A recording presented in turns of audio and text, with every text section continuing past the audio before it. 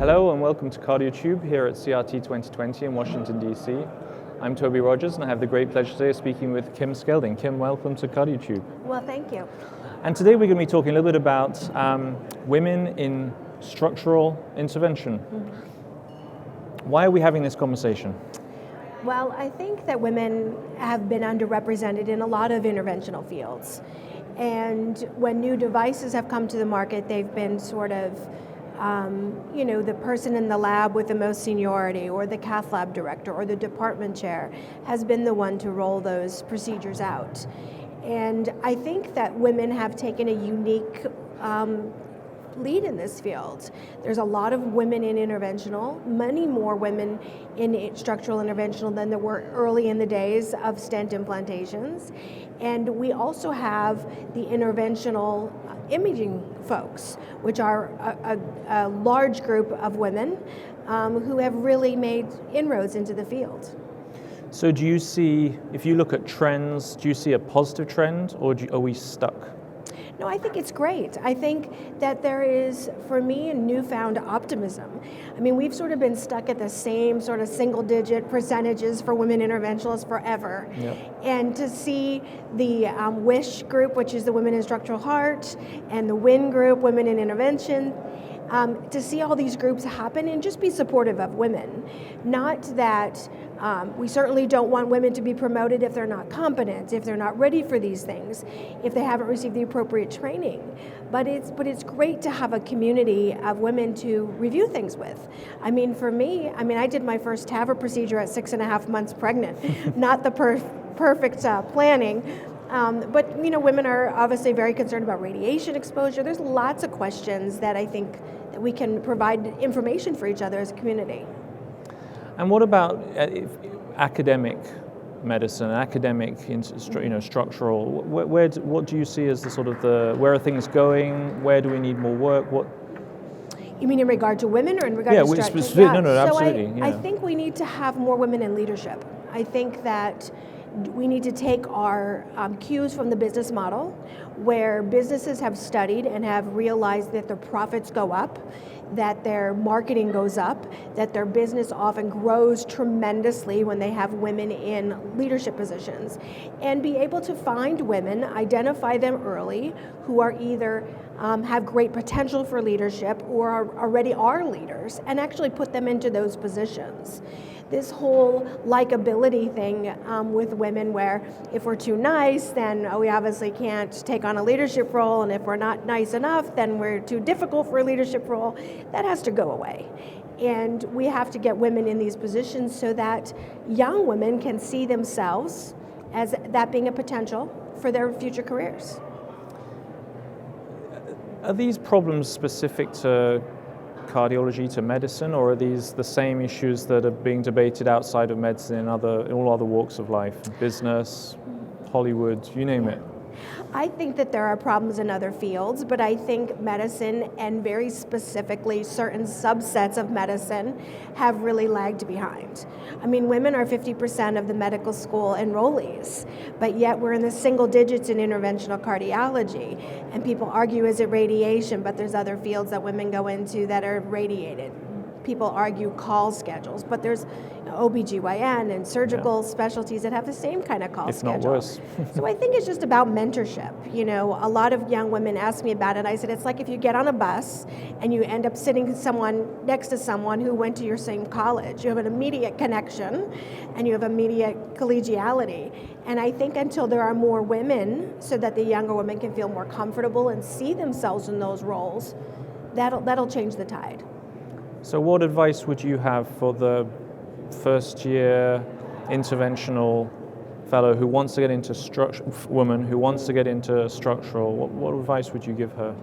Well, I would tell them to have a very strong imaging background, and I would tell them to get the appropriate training, and I would tell them to follow their passions, that it doesn't matter if they're male, female, if they're a person of color, that if they follow their passions and work hard, that those things will come. And they don't and people shouldn't be thinking about being the first. You know, when I was the first woman to do TAVR in the US, it wasn't like, gee, I want to be the first woman. It was just, no, I want to do this. This is fantastic, and I love it, and I want to do this. And so I think as long as people have that work ethic and the excitement and the appropriate training, that really the world is your oyster. And I would tell women to go for it. And you mentioned it earlier, you know, there is always this, but I want to, you know, women want to have a family and that's not compatible with. Can you tell us a little bit about that? How does one make that work? So I may not be the best role model because I waited till I was but in my 40s. But you told us that you were pregnant when you did your first TAVR, so you know you obviously have made it work. I have made it work, and I'll tell you that one of the most important messages for me is that before I had my son, I didn't think that there was enough time to fit a family in. And after I had him, I said, what did I do with all my wasted time? So I think that you become more efficient, and I think you learn to prioritize, and you learn to use your time wisely. But I think it gives an added dimension to you as a mother or a father to have children in your life. And I think that it isn't something that we should sacrifice for our careers if people want to do it. It was really, for me, one of the most important pieces of my professional development. And how does the US compare to Europe, for example? Is it easier to train in interventional and in structural in Europe as a woman than it is in the US, or is it across the board? Well, the European Society also has groups for women in cardiology, and which are also very well supported and very well attended meetings. So I think that the problem is ubiquitous. I think that there are some unique problems depending on if you're in the US or out of the US, but I think the problems are ubiquitous, unfortunately.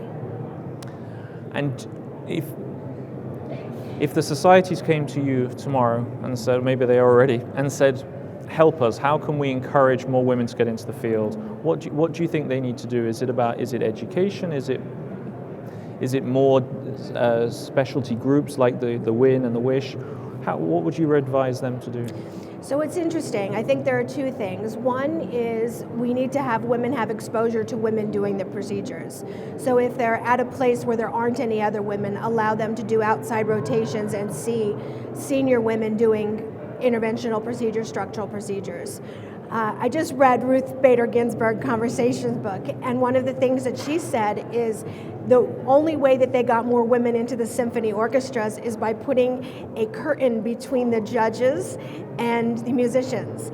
And by doing that alone, they brought more women into the symphony. So I think that, you know, obviously we can't put on an outfit and become a male, but I think that things need to be a little more blinded, you know, to be able to not think about family situations, not think about, well, gee, is this person going to go off and have children and decide they don't want to do interventional call?